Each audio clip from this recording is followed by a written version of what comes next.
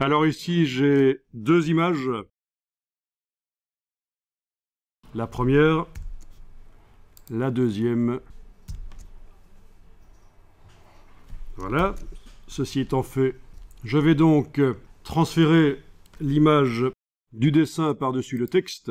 Peut-être que sur le texte d'abord, je vais un peu l'affadir parce qu'il est très sombre et ça va empêcher de bien voir l'image. Donc c'est juste un exemple de comment faire apparaître un dessin par-dessus n'importe quoi, notamment du texte. Donc dans la palette des calques, je vais aller chercher un réglage niveau, un calque de réglage de type niveau. Le voilà.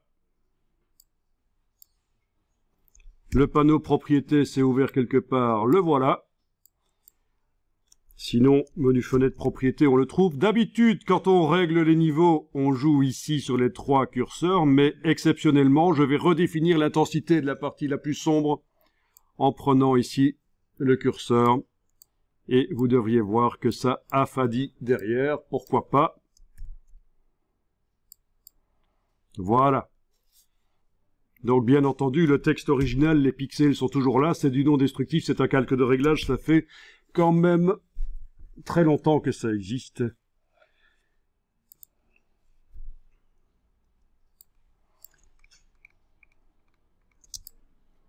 Donc, le dessin ici, je vais le déplacer par-dessus, voilà.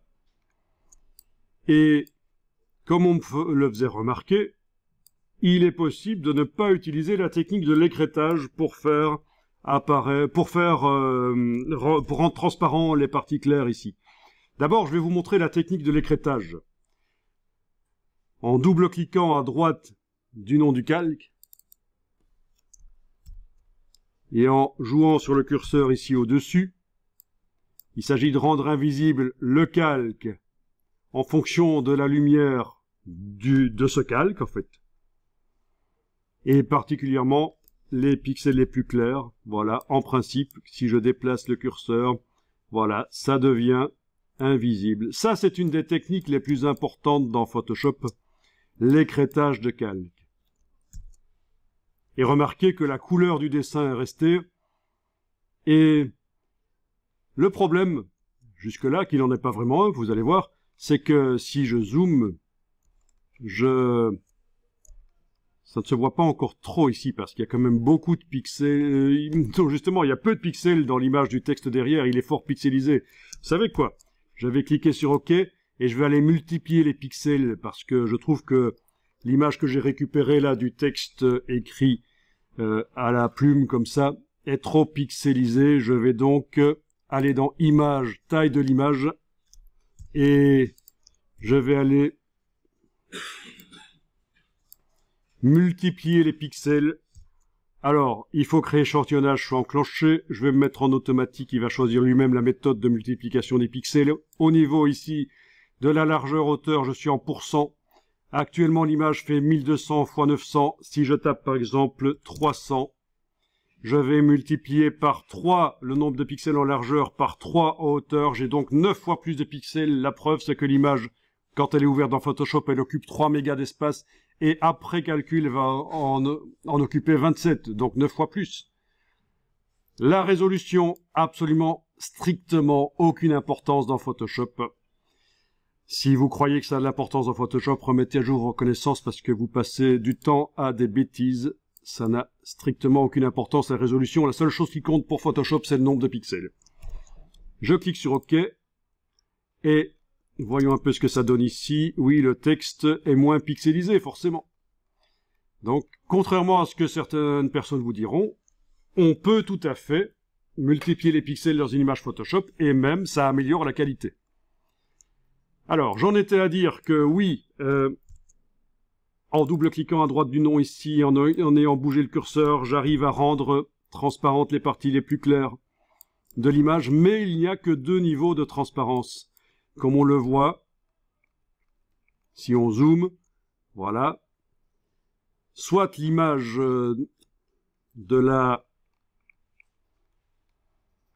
vanneuse, semeuse, Je ne sais pas comment on dit. C'est une semeuse, c'est ça? Oui, ça va être une semeuse de grains, non? Ok. Enfin, l'image de la demoiselle. Ben, soit ça apparaît, soit pas du tout. Il n'y a que deux niveaux de transparence, opaque ou transparent. Eh bien, l'astuce ici, pour obtenir quand même quelque chose de plus subtil et de meilleur, c'est avec la touche Alt, séparer en deux le curseur pour aménager une zone de transition entre ce qui sera visible et ce qui sera invisible. C'est une transition dans la transparence. Il y a différents niveaux de transparence qui vont apparaître. Et ce sera mieux.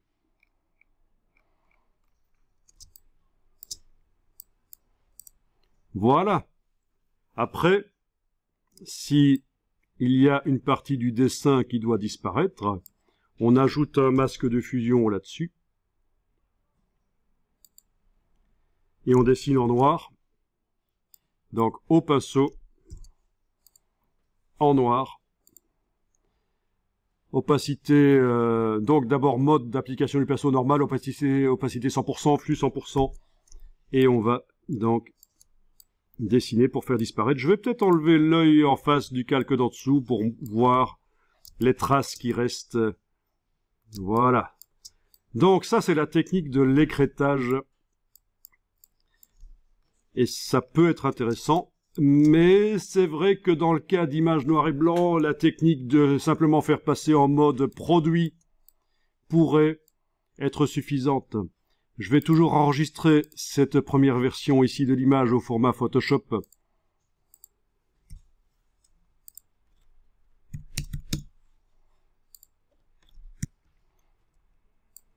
Bon.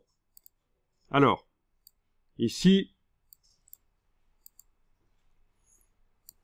je vais...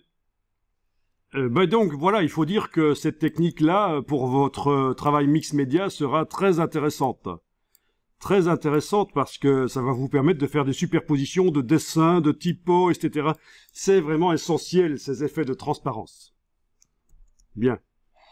Maintenant, je vais double-cliquer sur le calque du dessin de la demoiselle, à droite du nom, et cet écrêtage, je vais aller l'enlever. Je remets le curseur tout à fait en place. OK. Il n'y a plus la petite icône. Tous les pixels apparaissent, sauf bien sûr ceux qui sont masqués par le masque de fusion, là où il y a du noir. Mais sinon, ils sont réapparus, vous voyez, parfaitement. Et la méthode plus simple parfois, c'est de passer en mode produit. Produit. Mais alors, dans ce cas-ci, ça ne marche justement pas bien parce que le fond n'est pas bien blanc, en fait. Le fond n'est pas bien blanc. Et donc, je vais être obligé, et là je repasse en mode normal, je vais être obligé d'aller travailler sur la partie gauche du calque, pas le masque, mais la partie gauche, et éventuellement rendre le fond derrière bien blanc, avec image, réglage, courbe, avec la pipette blanche. Vous allez dire, elles sont toutes les trois blanches, mais celle qui contient du blanc. Et en cliquant sur une partie qui est claire, je rends ça blanc. Voilà. En principe, voilà, ça va marcher. Le problème, c'est que parfois on perd du détail, mais ça n'a pas l'air d'être trop le cas ici. On ne perd pas trop de détails visiblement, donc ça va aller, à mon avis. OK. Donc j'ai fait du destructif ici. J'ai pas utilisé un calque de réglage, j'ai directement modifié les pixels de manière permanente avec l'ancien endroit où on trouve les anciens réglages destructifs, image réglage. Maintenant, vous avez tout ça sous forme de calque, de réglage aussi. Mais dans ce cas-ci, c'était mieux d'attaquer directement les pixels. Et alors, je vais les mettre en mode produit. Et voilà, ça fonctionne beaucoup mieux. On n'a pas les gros pâtés qu'on avait tout à l'heure. Donc oui, ça marche parfois, le mode produit. Tout à fait. Alors bien sûr, après, il faut penser qu'on peut zoomer en arrière et redimensionner. Ça, c'est quelque chose que les débutants oublient souvent ou ils prennent pas conscience que quand ils font un travail, ils ont parfois intérêt à zoomer en arrière parce que CTRL-T, donc édition, transformation manuelle, commande T sur le Mac, touche Alt pour que ça se redimensionne par le centre, parce que en ayant zoomé en arrière, on peut, et je vais encore zoomer en arrière éventuellement, on peut faire ce genre de choses. Faire sortir une partie du dessin, de l'objet, en dehors des limites de l'image. Ah tiens, ça cale sur les côtés. Je vais aller désactiver le magnétisme, menu affichage magnétisme, parce que j'arrive pas à placer exactement là où je voudrais. Voilà, c'est beaucoup plus libre. Voilà, ça c'est super important. Quand vous faites un travail dans Photoshop et que vous composez, n'hésitez pas à faire sortir les éléments en dehors des limites du canevas. Comme ça, votre composition est un peu comme une fenêtre sur la réalité.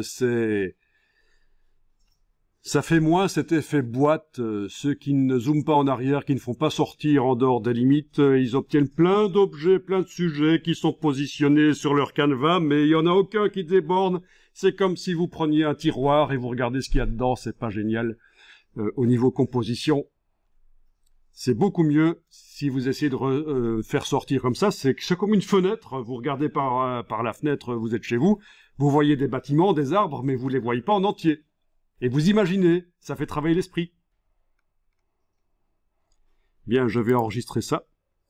Donc, vous avez vu deux méthodes pour supprimer le fond d'un dessin. Vous avez vu la méthode de l'écrêtage. Et vous avez vu la méthode sans écrêtage, mais avec le mode produit, et elle a nécessité que le fond soit bien blanc, sinon ça ne marchait pas bien. Et alors le mode produit, il a ses limites.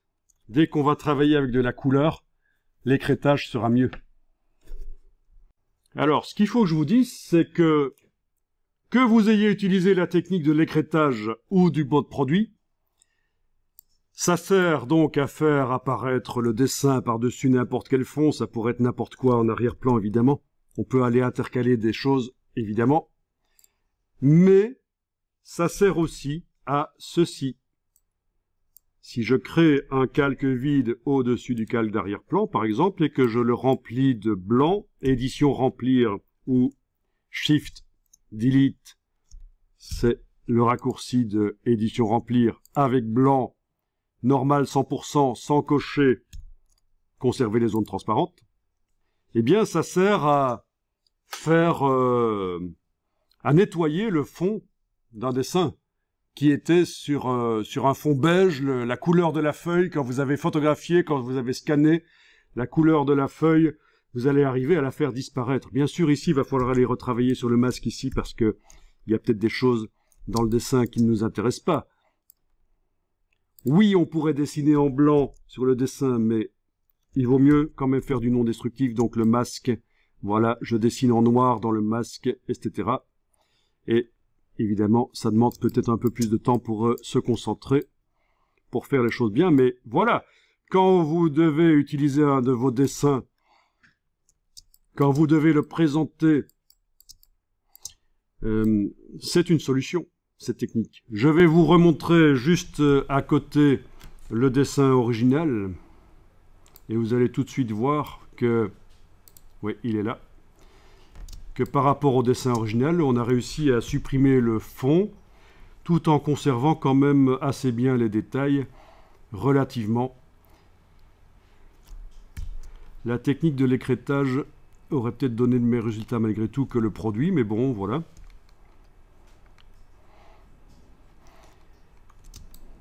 Voilà.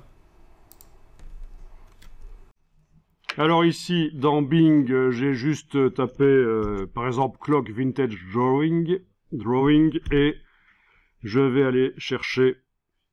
Ah oui, et aussi, dans les filtres, j'ai indiqué que je voulais du domaine public, tant qu'à faire, et je vais voir si je peux faire apparaître une image. Alors, celle-là est déjà entourée de transparence, visiblement. Ça, c'est clair, c'est certainement du PNG, voilà, avec de la transparence. C'est du PNG en 32 bits, hein, donc 24 bits pour la couleur, 16 millions de couleurs, plus 8 bits pour la couche de transparence. Ok, je vais l'enregistrer. Ah tiens, il me l'enregistre en WebP parce que j'aurais certainement dû passer, pour avoir le PNG, j'aurais dû passer par le site qui répertoriait, donc un site avec certainement plein d'images du domaine public. Ce n'est pas grave, je vais donc ici ouvrir le WebP dans Photoshop. Le voilà. Bien, nous avons donc de la transparence autour de l'objet. Ce n'est pas toujours le cas, mais là, il y en a. Par contre, on a plein de blanc partout. Alors, comment est-ce que vous feriez, vous, pour enlever le blanc, pour que le blanc soit transparent, pour obtenir l'effet qu'on a obtenu précédemment? Oui, qui était celle-là. Obtenir ce genre d'effet de transparence. Eh bien, la baguette magique, c'est exactement ce qu'il ne faut pas. C'est totalement pourri. C'est trop complexe. Déjà, pour que la baguette magique fonctionne, il faudrait multiplier les pixels, parce que là... donc, ce qui va poser des problèmes à la baguette magique, c'est justement qu'il y a des nuances, en fait. Il y a du gris. Il n'y a pas que des pixels noirs et blancs, ici. Mais déjà, dans un premier temps, quelle que soit la technique qu'on utilise, quand je vois cette image, et que je vais dans Image, taille de l'image, et que je vois qu'elle n'a que 471 pixels sur 640, c'est un peu faible, je me dis que je vais quand même multiplier au moins par 2 le nombre de pixels, si pas par 3, en largeur et en hauteur. Allez, j'y vais. Image, taille de l'image, rééchantillonnage, pourcent ici, je vais indiquer 300, 300%. Donc je multiplie par 3 la largeur et par 3 la hauteur. Et je parle bien de multiplier les pixels parce que c'est la seule mesure que Photoshop comprend, le pixel. Tout ce qui est centimètres, etc., on ne s'en occupe pas. Résolution, aucune importance. Donc c'est bien ça. Et en fait, en mettant 3 fois plus de pixels en largeur et 3 fois plus en hauteur, je multiplie par 9 le nombre total de pixels de l'image, raison pour laquelle l'image ouverte dans Photoshop là derrière, actuellement fait un peu moins de 1 méga, elle occupe un peu moins de 1 méga dans Photoshop. Le fichier sur le disque dur peut être plus petit que ça, parce que si c'est du compressé, mais en tout cas dans Photoshop elle fait un peu moins de 1 méga comme taille informatique, et là on est passé à 7,76, donc c'est à peu près donc 9 fois plus, hein. 0,8 fois 9, ça fait à peu près ça. Et donc, voyons un peu ce que ça dit. Tiens, je vais agrandir la boîte taille de l'image ici. Et je vais peut-être zoomer pour voir ce que ça dit. Avec CTRL barre d'espacement sur le PC, commande barre d'espacement sur le Mac. Vous voyez, je zoome seulement la barre d'espacement. Vous voyez ce qui se passe? Quand j'appuie, c'est l'image telle qu'elle est actuellement. Quand je relâche le bouton à la souris, c'est l'image avec plus de pixels. Donc contrairement à ce qu'on vous dit, on vous dit parfois des bêtises. Je suis désolé. Parfois, et c'est un euphémisme, je pense qu'il y a quasiment une bêtise par jour qu'on vous raconte. Un peu partout. Et parmi les bêtises qu'on vous dit, c'est ne multipliez pas les pixels d'une image dans Photoshop, ça réduit la qualité. Voilà l'exemple type que ça augmente la qualité. Et je peux vous dire que c'est pas parce que c'est une image avec du noir et du blanc.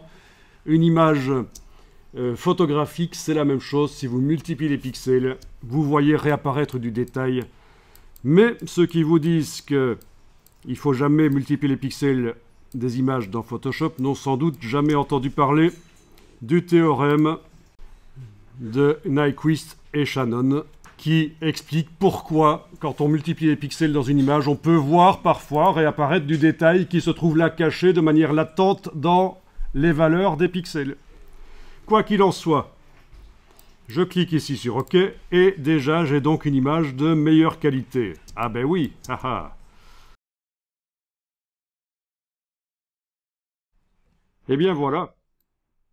Il faut double-cliquer à droite du nom du calque et ça fait apparaître les options de fusion. En fait, c'est les styles de calque et parmi les styles de calque, il y a les options de fusion. Ou alors, il faut aller dans Menu calque, style de calque, option de fusion, et ça revient au même. Vous ne pourrez le faire que si le calque est déverrouillé. Donc parfois il y a le verrouillage complet, parce que c'est un calque d'arrière-plan, il va peut-être falloir double-cliquer sur lui, le transformer en calque 0. Mais bon, ici c'était une image qui venait du web PNG, elle avait déjà de la transparence, alors c'est pas un calque d'arrière-plan, parce qu'un calque d'arrière-plan ne peut pas avoir de transparence, et donc là, il n'y a pas eu besoin de double-cliquer sur lui pour le transformer en calque 0, pour déverrouiller. Quoi qu'il en soit, voilà, pour avoir accès aux options de fusion, il faut qu'il soit déverrouillé, puis on double-clique à droite du nom par exemple, et puis on a ici le curseur du dessus dans les options de fusion, donc c'est très vieux dans Photoshop, ça date des premières versions. Voilà, vous voyez que si on bouge le curseur vers la gauche, ça devient transparent. Voilà. Et alors, je vais zoomer ici encore plus.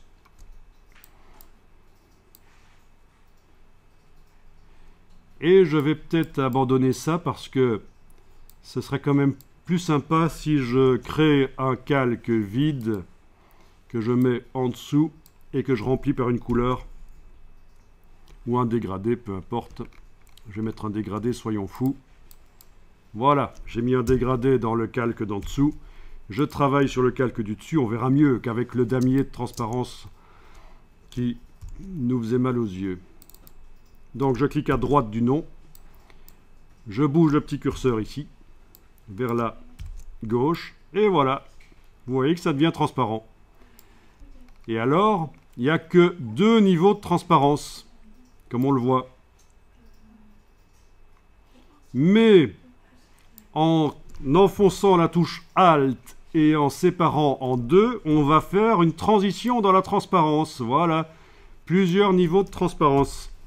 Et en positionnant ces 2 curseurs correctement, vous allez arriver à une sélection avec moins d'escalier que tout à l'heure avec la baguette magique. Ce sera plus correct. Voilà, voilà.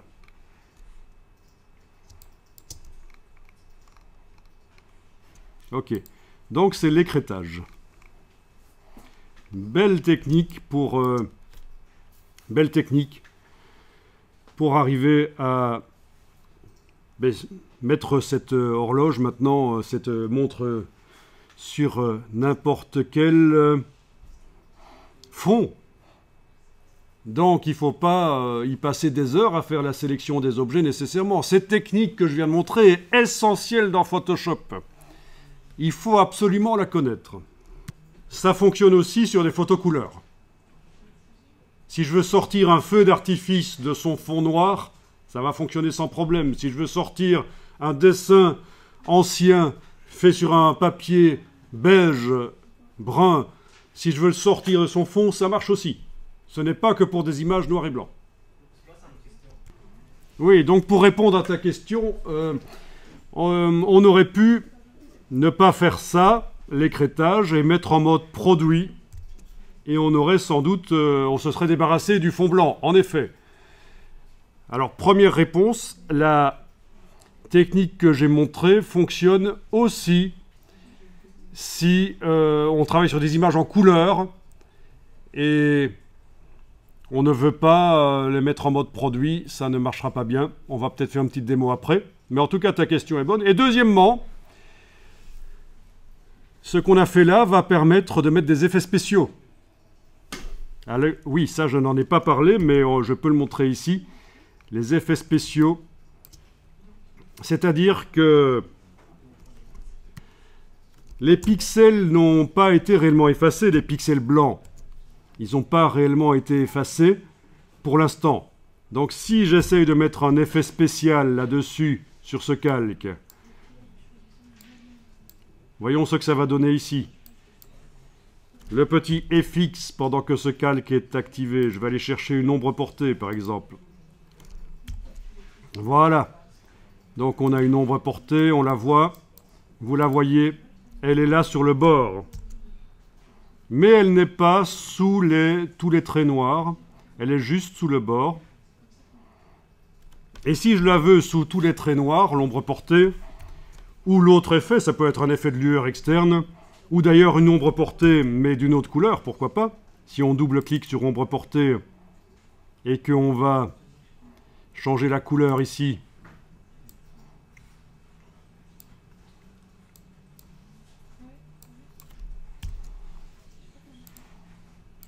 et le mode de fusion éventuellement. Voilà, vous voyez, on a un effet de lueur externe. Mais si je le veux partout à côté des traits noirs et pas seulement là où il y a de la transparence actuellement, eh bien il va falloir ruser. Alors voilà l'astuce. Il va falloir vraiment que les pixels blancs deviennent invisibles. Donc, je crée un nouveau calque vide et je vais le fusionner avec le calque d'en dessous. Et de ce coup,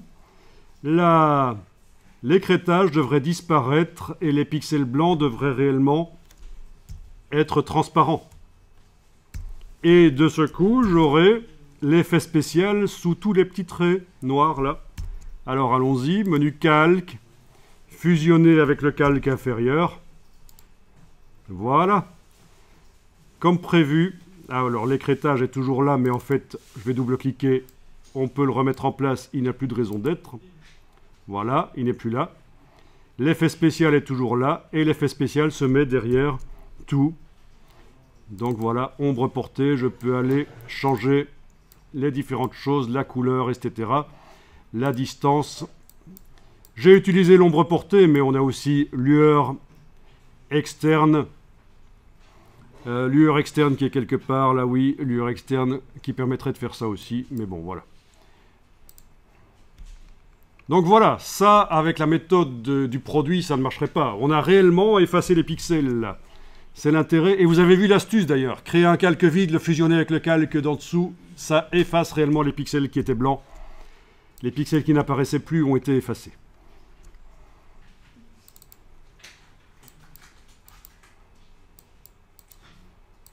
Intéressant. Donc je vais enregistrer cet exemple, comme ça vous pourrez le récupérer.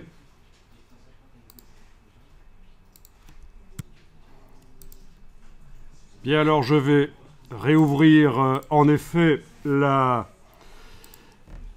originale ici. Et en effet, si on fait ceci, par exemple d'abord dans un premier temps je vais agrandir avec l'outil de recadrage, agrandir la zone ici, voilà, pour que ça respire un peu plus, voilà. Ensuite, je vais créer un calque, CTRL-clic, commande-clic, il va directement en dessous. Je ne l'avais pas fait tout à l'heure, parce que ce n'est pas essentiel. Je trace un dégradé dans le fond. Et en effet, pour répondre à ta question, s'il s'agit juste de garder, sans devoir mettre d'effets spéciaux, de garder uniquement ce qui est noir, c'est vrai que ça fonctionne dans ce cas-là. On active le calque là et on le met en mode produit, multiply, et voilà. Oui, ça marche, en effet. Mais c'est plus limité, vous avez vu, au niveau de ce qu'on peut faire après, les effets spéciaux. Là, si je veux mettre un effet spécial avec le petit FX ici, voilà, une petite lueur externe, plutôt que d'utiliser l'ombre portée de manière détournée, autant utiliser le bon effet spécial, la lueur externe. Je vais aller modifier les choses, voilà. Eh bien, la lueur externe ne peut pas se mettre derrière les chiffres dans ce cas-là, parce que, bien sûr, ça tient compte uniquement les effets spéciaux de la transparence du calque. Et comme j'ai des pixels blancs là, c'est ça le problème.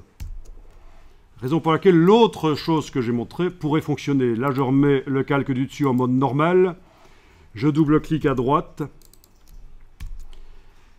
Je bouge le curseur vers la gauche ici pour rendre les pixels blancs invisibles. Touche Alt pour séparer en deux, pour faire un truc plus propre.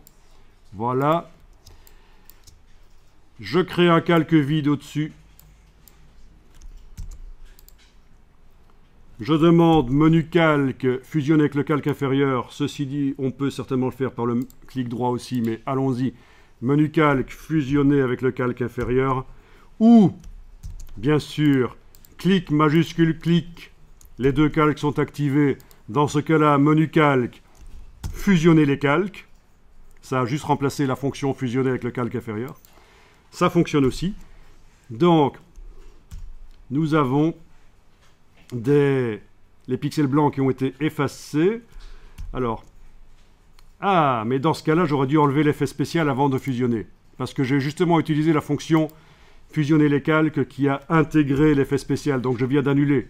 Donc, j'ai quand même intérêt dans ce cas-là à activer seulement le calque du dessus et demander menu calque fusionner avec le calque inférieur. Voilà, ça marche. Et donc, l'effet spécial se met sur, voilà, comme prévu, uniquement donc autour de tout ce qui est noir en fait, voilà. Ça va plus loin.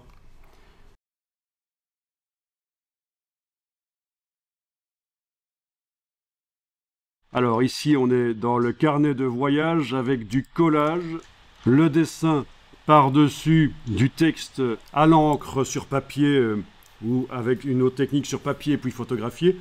Il y a une technique Photoshop pour supprimer le fond blanc très facilement. Ne vous amusez pas avec la baguette magique, utilisez la technique de l'écrêtage par luminosité. Voilà par exemple avec ce portrait, ce dessin sur papier, qui n'est pas l'idéal, hein, parce que vous, quand vous allez faire un dessin sur papier, vous allez faire peut-être avec quelque chose de plus noir, plus profond, sur un papier plus blanc. Donc là, on est dans un cas difficile, avec du gris foncé sur du gris clair. Eh bien, la technique de l'écrêtage par luminosité, et je vous rappelle que vous aurez une vidéo dans laquelle c'est expliqué plus longuement, mais ici, je vais juste vous montrer que je vais double-cliquer sur le calque d'arrière-plan, en fait, pour pouvoir modifier sa transparence. Parce que c'est une sécurité chez Adobe. Le calque d'arrière-plan et la transparence n'est pas modifiable.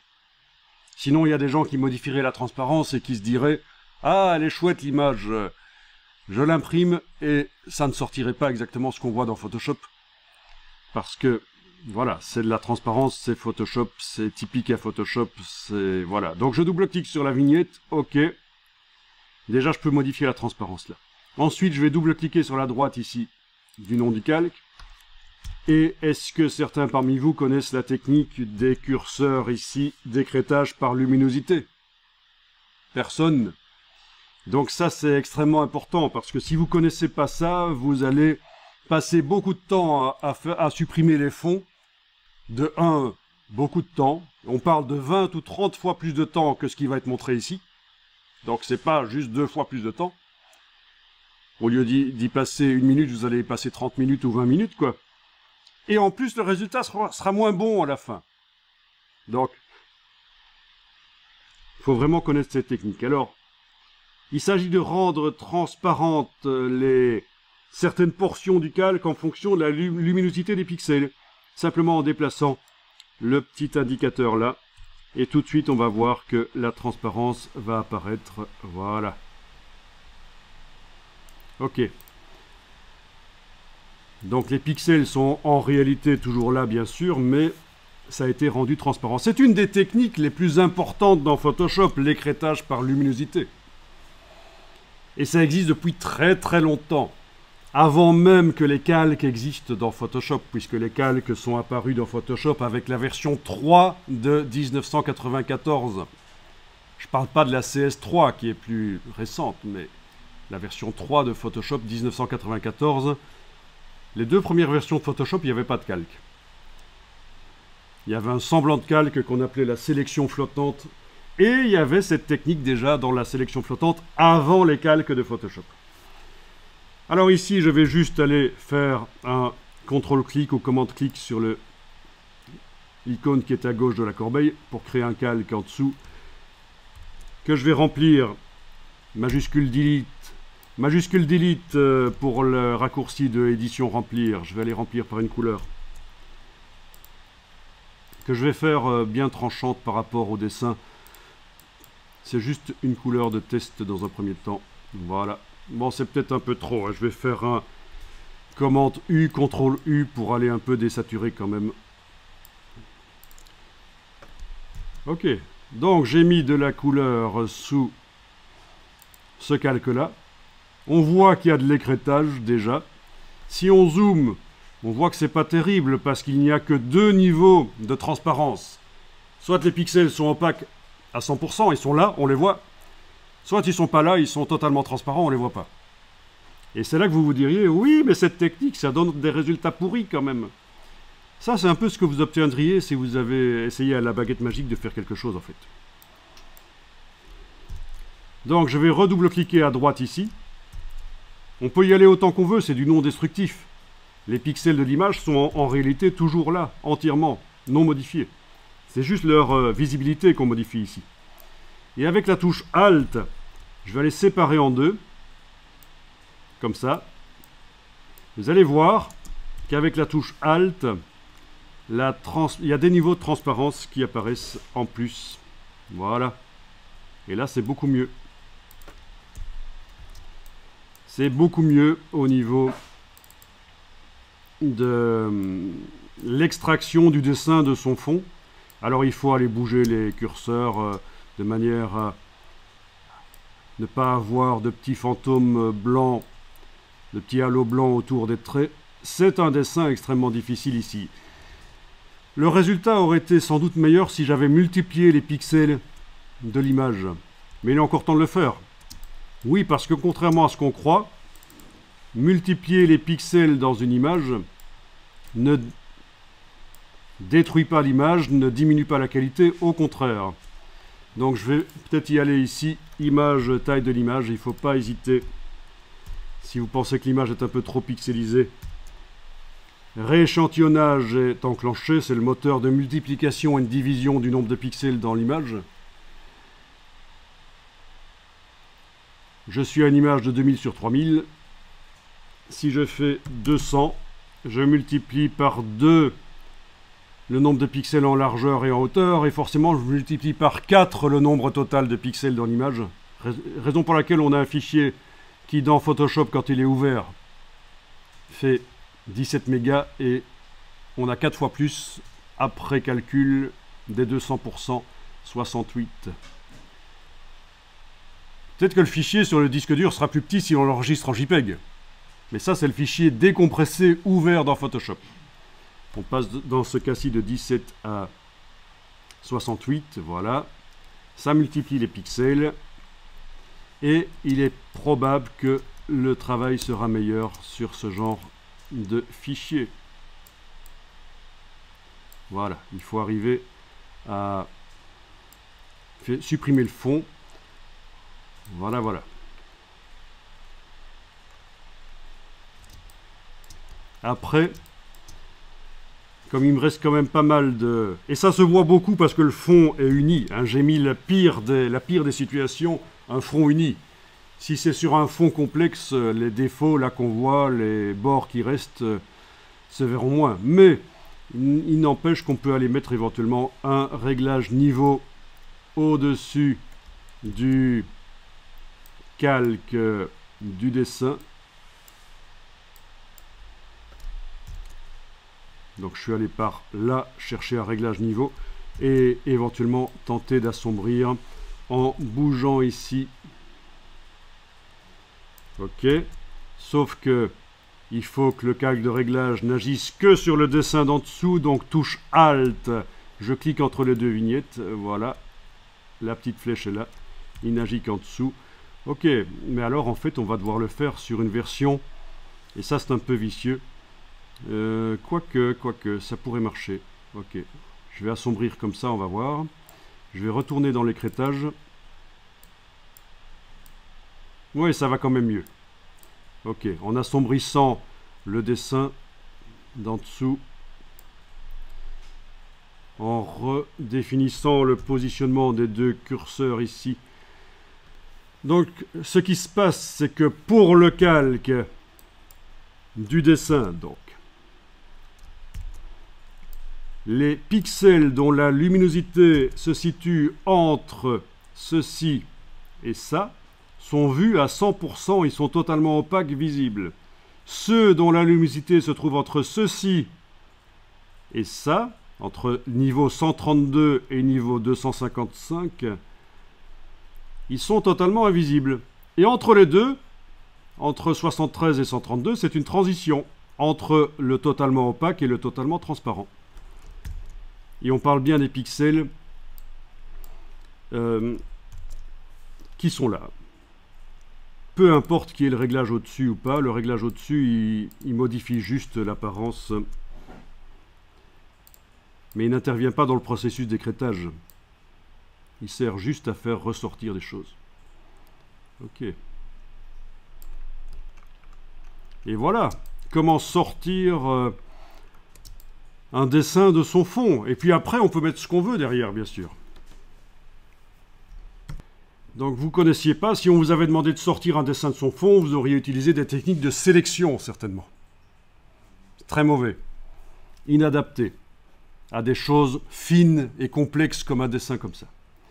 Et alors la technique qui est là permet également, il faut le souligner, le dire, de rendre plus blanc le fond derrière un dessin. Si vous avez un dessin qui a été fait sur une feuille qui est beige, qui est sali par des traits que vous ne souhaitez pas voir, ben il va suffire de mettre à la place du rose ici un blanc.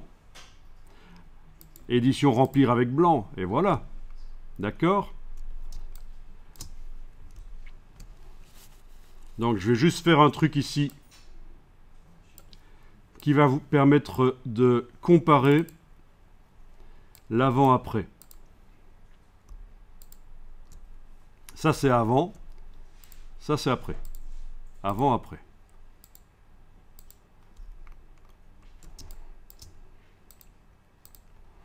Si je trouve que c'est devenu trop foncé, ben je vais jouer sur le calque niveau, évidemment.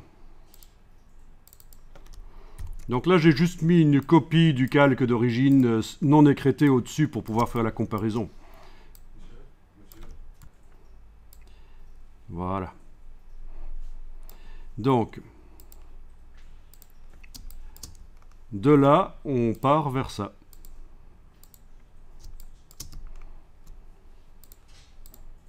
Ok, si vous pensez que vous avez trop perdu, il faut retourner dans l'écrêtage, aller remodifier. Voilà, c'est peut-être un peu mieux comme ça. Mais en tout cas, voilà, ça permet non seulement d'extraire le dessin, il est sur fond transparent, c'est de la transparence autour, si on enlève l'œil en face du calque de fond blanc là. Et de l'amener au-dessus de n'importe quoi d'autre comme objet dans votre œuvre mixed média. Mais ça permet aussi de rendre le blanc bien transparent. Alors ça fait des merveilles pour rendre le fond, le papier aquarelle blanc. Quand vous avez de l'aquarelle ou du marqueur layout, vous savez, l'aquarelle, il y a une transition avec l'eau, il y a parfois une transition entre la couleur et le papier très progressive. Cette technique permet de préserver cette transition et de rendre le papier bien blanc, et l'aquarelle ne change pas de couleur. Je ne vais pas vous faire la démo ici, mais vraiment, c'est une technique qui, pour nettoyer, si vous allez un jour faire des illustrations à l'aquarelle pour des enfants, ou je ne sais pas, pour avoir le fond du papier, le faire disparaître, le rendre bien blanc, et malgré tout garder toutes les couleurs d'origine de votre aquarelle et toutes les subtilités, c'est la technique. L'écrêtage avec la séparation ici, la transition. Alors là, je suis juste allé chercher une partition et ça pourrait être n'importe quoi, c'est juste pour faire le test. Je vais ici déplacer avec l'outil de déplacement. Je vais aller déplacer le calque qui est écrêté, le déplacer vers la partition.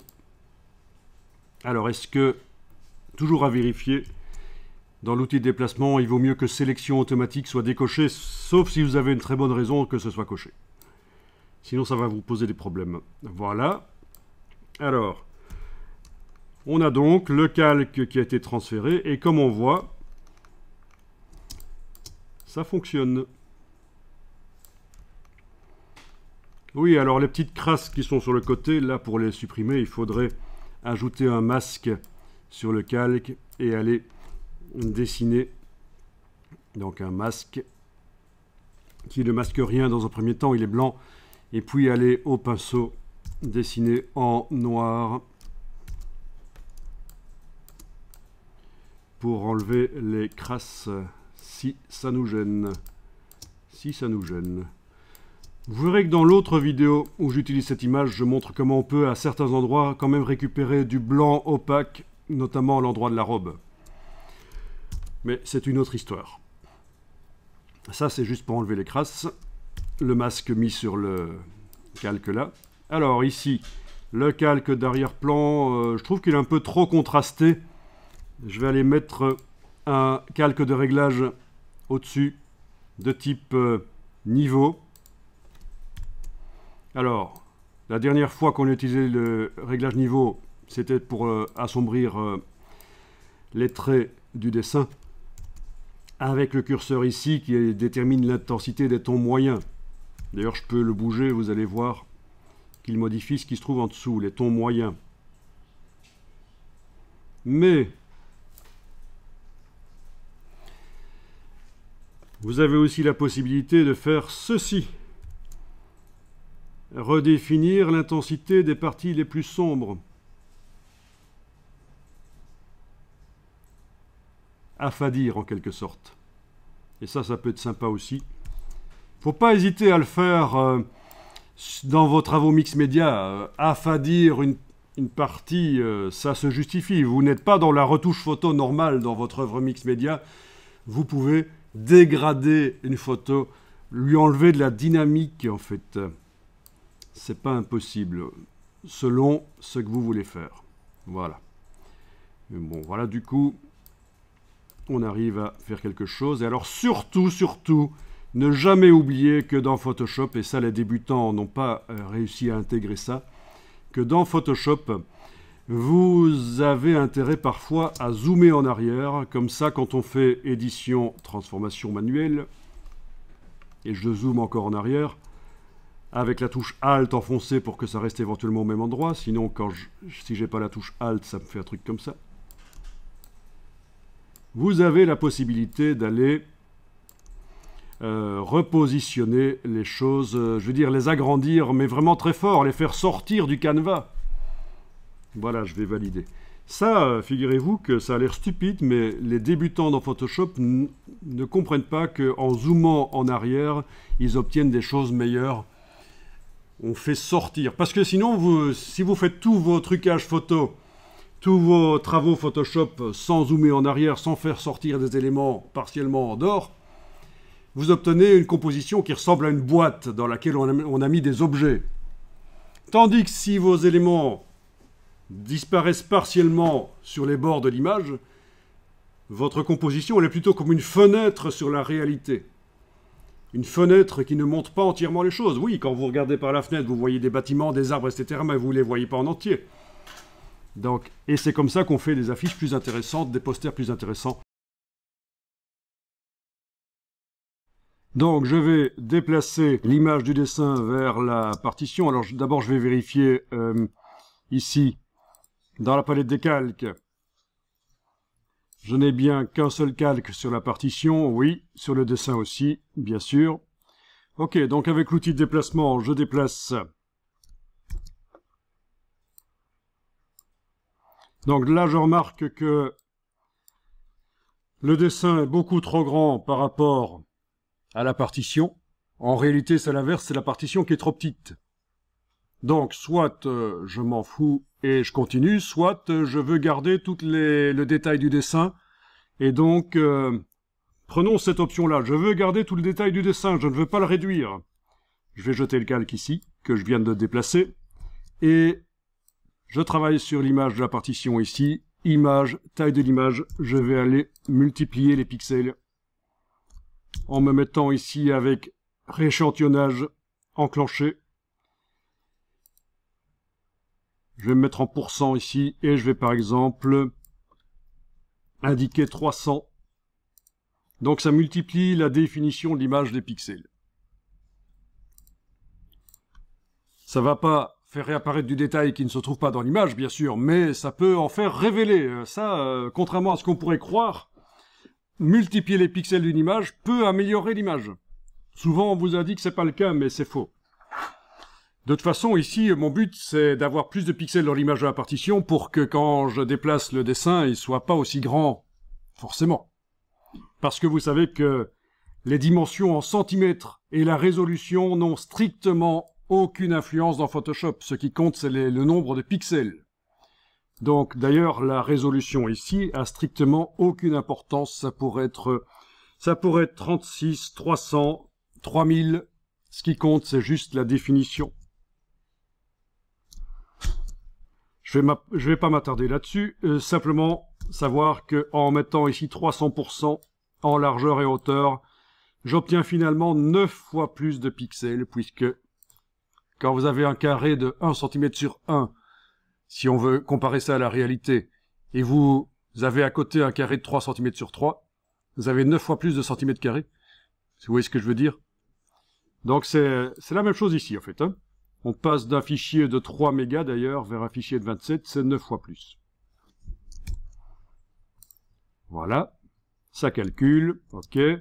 Si c'est flou, un petit coup et que ça nous ennuie que ce soit flou, un petit coup d'accentuation de détails de manière dynamique pour bien faire, avec un objet dynamique, c'est un truc à faire. Alors là, je redéplace le dessin vers la partition, et du coup, je vais avoir peut-être besoin de le réduire, pourquoi pas, peut-être, mais en tout cas, il est moins grand que tout à l'heure par rapport à la partition. Alors, comment je fais pour que le dessin apparaisse par-dessus la partition? Vous allez dire, on pourrait faire passer en mode produit, par exemple, comme ça. Normal, produit. On obtient quelque chose. Mais il y a d'autres méthodes. Je repasse en mode normal.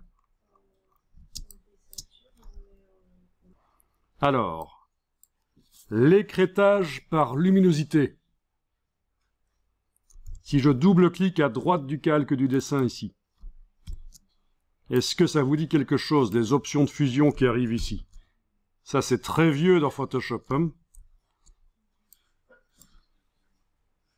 Ici, ça vous dit quelque chose? Rendre invisibles certains pixels du calque du dessin en fonction de la luminosité de ces pixels. C'est-à-dire que si je fais ça, ça va rendre invisibles les pixels les plus clairs. Voilà. Et ça peut permettre de faire un effet comme on avait dans l'exemple vu précédemment. Alors, il faut savoir que il n'y a que 2 niveaux de transparence ici. C'est pour ça que quand on zoome, on voit que c'est pixelisé. Mais si vous enfoncez la touche Alt et vous séparez en 2, vous allez créer d'autres niveaux de transparence. Donc la différence est quand même énorme. Sans la touche Alt, donc on a un curseur en 2 parties qui sont collées. Avec la touche Alt, on aménage une zone de transparence, ça fait plus de subtilité. Ok. Du coup, sur le calque, on a cette icône-là qui indique qu'il y a des curseurs d'écrêtage par luminosité qui ont été utilisés. Il n'est pas possible de dire que certaines parties du calque ne subissent pas l'écrêtage. C'est tout le calque qui subit l'écrêtage. Et donc, si on a de l'écrêtage à certains endroits qui nous gênent, notamment dans la robe ici, ou sur le visage, il va falloir ruser, il va falloir dupliquer le calque, double-cliquer à droite de la copie, remettre les curseurs en place, OK, donc tout réapparaît de ce calque-là, ajouter un masque de fusion qui masque tout, Alt-clic sur le masque, il est tout noir, aucun des pixels du calque ici n'apparaissent. On travaille dans le masque de fusion, c'est lui qui est encadré, on prend le pinceau, on dessine en blanc.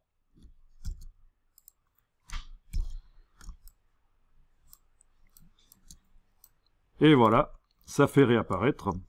J'annule pour vous montrer, bien sûr, que quand on dessine en blanc, ça bouche les trous. Voilà. Sur le visage aussi, ici, s'il faut. Là, je le fais rapidement, bien sûr. Hein. Et voilà, donc ça, c'est la technique. C'est la technique. Bien sûr, je peux m'amuser à faire réapparaître du papier aussi, s'il fallait, pour donner un effet. Après, on gère. Hein. Voilà. Et dessiner en noir, s'il faut faire disparaître, bien sûr, c'est le principe du masque de fusion, vous connaissez. Ok, essayons de voir ce qui se passe si on le place en dessous, ça change rien en fait. Dans ce cas-ci, si on le place en dessous, ce calque bouche-trou, il donne le même résultat que s'il est en haut. Ok. Et donc voilà comment vous pourriez faire les choses.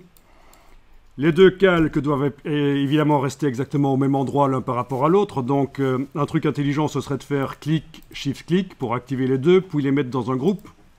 Voilà, comme ça, si on doit les déplacer, on va pouvoir les déplacer tous les deux. Sauf que ça ne va pas marcher. Ah ah! Et c'est là qu'on m'appelle toujours « Oui, votre truc, ça marche pas. Quand je prends l'outil de déplacement et que je déplace, ça foire complètement. » Vous savez pourquoi? Non, non, c'est pas parce qu'on n'est pas sur le bon calque. Regarde, je ferme le groupe. J'active le groupe. Je déplace. Ah, ça marche pas. Et le groupe s'ouvre et active un des calques. Systématiquement. J'annule. Je referme le groupe. J'insiste. C'est le groupe entièrement que je veux déplacer. Donc ça, c'est un problème habituel avec l'outil de déplacement de Photoshop. C'est que dans ces options ici, il y a la sélection automatique qui est enclenchée. Ça veut dire, et ça c'est pratique parfois, quand on clique à un endroit dans l'image, le calque s'active. Mais dans ce cas-ci, ça ne m'intéresse pas du tout. Donc je désactive. Donc je suis bien en train de travailler sur le groupe fermé là. Et quand j'essaie de déplacer, eh bien plus aucun problème. Voilà, voilà, c'est ça. Ah, il reste quelques petites taches. Mais ça, c'est un problème de masque de fusion qui n'est pas très propre. Est-ce que c'est vraiment gênant ou pas, ces taches? À vous de voir. En tout cas, voilà. Alors, j'en étais où? Dessiner en noir. Ah, d'accord, oui, oui, je vois. Ah ben ça, c'est intéressant. Les taches, là. C'est sur le calque de l'écrêtage que ça se passe. Celui-là. Donc, je vais être obligé de mettre un masque de fusion sans enfoncer la touche Alt, un masque de fusion qui fait tout apparaître, et dessiner en noir dedans, pour que les taches disparaissent si elles m'ennuient.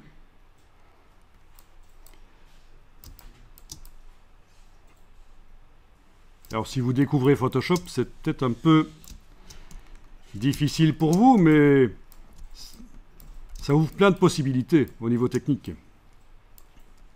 Voilà, ça c'était pour enlever les taches dues à l'écrêtage qu'on ne peut pas régler différemment sur différentes parties de l'image, il n'y a pas le choix. C'est comme ça. Donc en fermant le groupe, on va pouvoir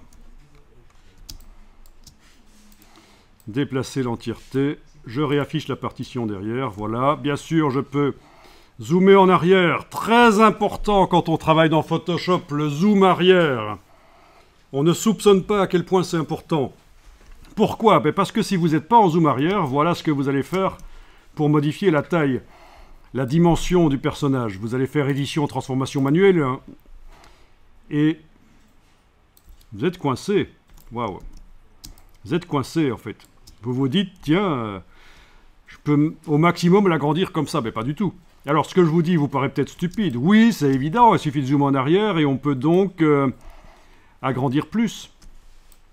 Mais vous seriez étonné, je vois des débutants en Photoshop qui oublient qu'ils peuvent zoomer en arrière et faire déborder en dehors des limites du support la partition dans ce cas-ci.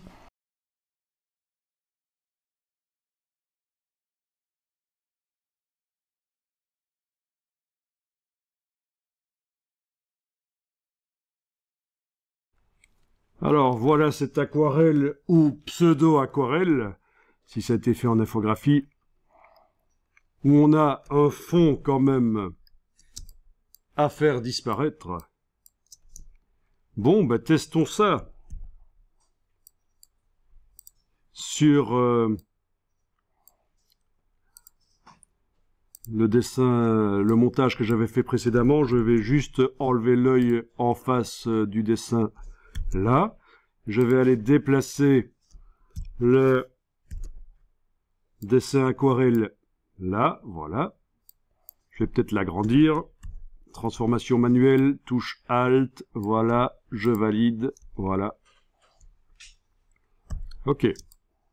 Donc, c'est sur un calque. Alors, bien sûr, si je passe en mode produit, ça va changer les couleurs. Dans ce cas-là, c'est pas ce qu'il y a de plus génial. D'accord? Et même si j'essaye image réglage courbe de rendre le fond de la feuille bien blanc avec la pipette blanche qui contient du blanc, ça risque de modifier les couleurs. Si je coche et je décoche la case aperçue, ça modifie quand même les couleurs. Donc c'est pas génial, j'annule. Et donc dans ce cas-là, c'est là que la technique de l'écrêtage par luminosité vient à la rescousse. Ça pourrait marcher, je n'ai jamais testé sur cette image, je vais juste voir là maintenant. Je double-clique donc à droite du nom du calque. Enfin, je sais que ça doit marcher parce que j'ai déjà participé à la création de livres d'illustration où les illustrations étaient faites en aquarelle. Et c'était une de mes parties, j'étais photograveur à l'époque, ça veut dire spécialiste de l'image au niveau technique pour l'impression. Et cette technique-là a sauvé le projet quelque part, sinon les couleurs devenaient trop saturées si on appliquait les méthodes autres. Voilà. Alors, voilà. On arrive à rendre les choses transparentes. Avec la touche Alt, on sépare. C'est un peu mieux qu'avec le mode produit. Mais il manque toujours du blanc qui doit rester pour le visage et le violon. Et ça, je vais vous montrer après comment ça va marcher. Alors, je vais quand même cliquer sur annuler parce que quand on travaille sur des images en couleur, avant de faire l'écrêtage, il faut aller voir dans la palette des couches, menu fenêtre couche, dans quelle couche l'illustration se détache le mieux en silhouette sur son fond. Et c'est pour ça que dans la palette des couches, là je suis en train de regarder quelle couche je vais utiliser comme référence pour rendre les choses transparentes. J'hésite, peut-être la verte, oui, la verte. Ok, je réactive les couches en cliquant sur le mot RVB dans la palette des couches. Je ferme la palette des couches, j'en ai plus besoin. Je sais que c'est la verte que je vais tester. Donc je recommence, je double-clique à droite du calque. Les curseurs d'écrêtage arrivent, mais cette fois-ci, au lieu de me servir des 3 couches, ce qu'ils appellent ici gris, au lieu de me servir des 3 couches comme référence pour rendre le calque partiellement transparent, je vais me servir uniquement des luminosités de la couche verte. Je déplace, voilà, avec la touche Alt, et ça va peut-être aller un peu mieux. Voilà. Bien. Alors, il n'est pas possible de dire qu'une partie du calque n'est pas écrêtée, n'est pas rendue transparente. C'est pas possible. On ne peut pas dire que le visage et le violon, dans ce cas-ci, et peut-être même le jeans, n'est pas transparent. Et donc, c'est pour ça qu'il faut souvent ruser en faisant ceci. On duplique le calque. On double-clique à droite du nom de la copie et on remet les curseurs en place et donc tous les pixels réapparaissent. On ajoute un masque de fusion qui masque tout. Alt-clic sur le masque, il est totalement noir. On prend le pinceau. On dessine en blanc dans le masque de fusion pour faire apparaître certaines parties qui nous paraissent importantes. Et voilà. Donc on dessine en blanc dans le masque de fusion. C'est la solution.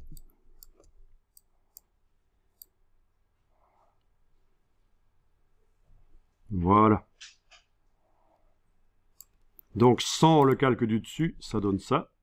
Avec le calque du dessus, ça donne ça. Et bien sûr, si on doit transporter le personnage vers une autre image, il va falloir mettre les deux calques dans un groupe. En les activant tous les deux, clic majuscule clic, groupe, et on transporte ça dans un vers une autre image, si on veut. Voilà. Donc là, je suis en quelques secondes allé rapidement chercher sur bing.com un paysage. Donc sur bing.com, je suis allé chercher rapidement un paysage. Tiens, j'ai écrit n'importe comment. Un paysage de bord de mer. Donc, ça apparaît là. Je pourrais enregistrer l'image sur le disque dur, mais je vais exceptionnellement la transférer du navigateur vers Photoshop directement. Donc, clic droit, copier l'image. Je vais dans Photoshop, fichier nouveau. Fichier nouveau. Parmi ce que Photoshop me propose, il y a presse-papier. Ça va faire une image qui a exactement les bonnes dimensions pour recevoir ce que j'ai copié précédemment. Créer, édition, coller, et voilà. Si vous ne saviez pas, c'est comme ça que ça marche Photoshop. Quand on a une image dans le presse-papier et qu'on fait une nouvelle image dans Photoshop, elle a la bonne dimension. Et alors j'étais en train de tester ici, oui, c'est celle-là, ok. Cette image-là, le groupe avec, voilà, la violoniste, je le déplace vers l'image ici, et voilà. Et je peux déplacer, et voilà. Et je peux agrandir si je veux, bien sûr. Transformation, voilà.